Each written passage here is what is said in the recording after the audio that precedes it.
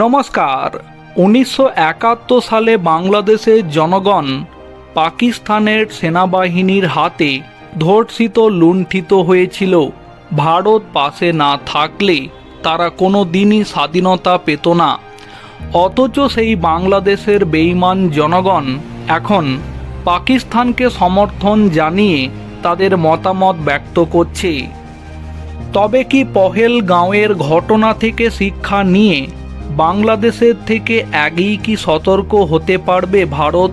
উল্লেখ্য, পহেলগাঁওয়ে পাক অধিকৃত জঙ্গিরা ২৬ জন নিরপরাধ পর্যটককে তাদের ধর্ম দেখে বেছে বেছে হত্যা করেছে।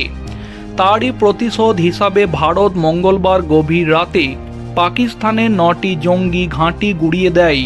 তবে এই ঘটনার পরে সোশ্যাল মিডিয়ায় বাংলাদেশের একাংশ নাগরিকের প্রতিক্রিয়া বেশ চোখে পড়ার মতো।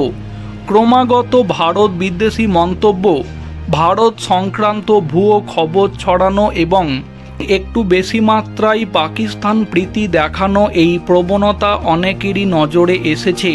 অনেকেই মনে করছেন তারা যেন নিজেদের ইতিহাসের সত্য ভুলে গিয়ে এমন আচরণ করছেন।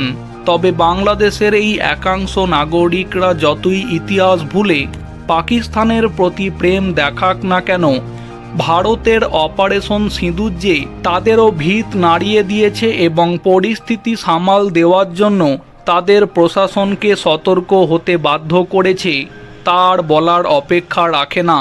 প্রতিবেশী দেশের এই শক্তি প্রদর্শন হয়তো তাদের নতুন করে ভাবতে এবং সীমান্তে নিরাপত্তা জোরদার করতে বাধ্য করেছে।